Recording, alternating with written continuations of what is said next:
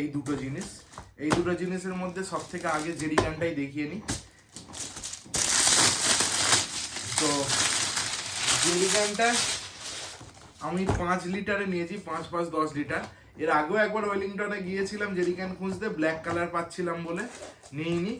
এইবারে গিয়েও বলছে ব্ল্যাক ছাড়া হবে না, অনেক কষ্টে একটা রেড আমাকে জোগাড় করে দিয়েছে। তো তোমাদের আগে জেরি ক্যানটা বার করে দেখাই, তারপরে বাকিগুলো অ্যাক্সেসরিজগুলো দেখাচ্ছি।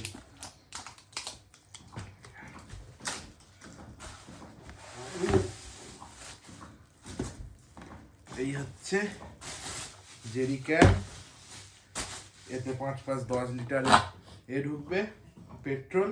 আর এটা ইউজ করার সিস্টেম হচ্ছে এইভাবে, এতে লক আছে, রবার আছে, রবারটা আর দেখালাম না, রবারটা দিয়ে এখানে টাইট করতে হয়, তবে জিনিসটা ভালো টাইট হবে, না হলে ঢল ঢল করে।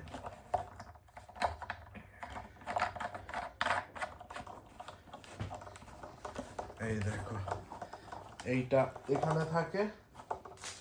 আর একটা জিনিস থাকার কথা আছে, থাকবে না কেন, এই একটা ক্যাপ।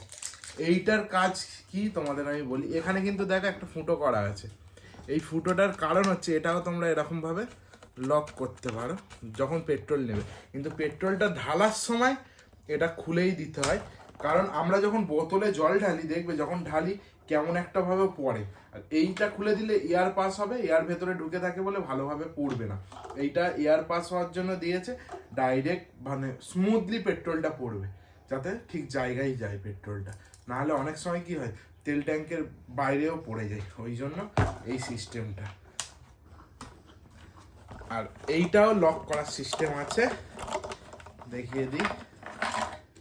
এইটার যেমন এই লকটা আছে, তোমরা এই লক সিস্টেম এইভাবে লক করে দিতে পারো।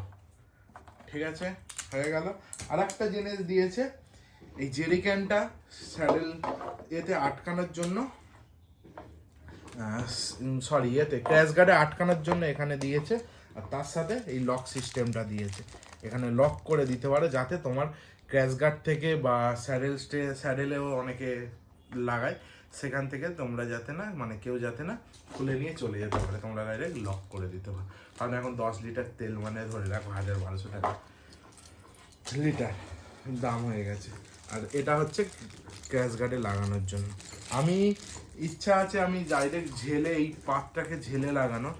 এবারে দেখা যাক কি হয়, সঞ্জুদার কাছে নিয়ে যাব, কি বলে সঞ্জুদা তার উপরে নির্ভর করছে।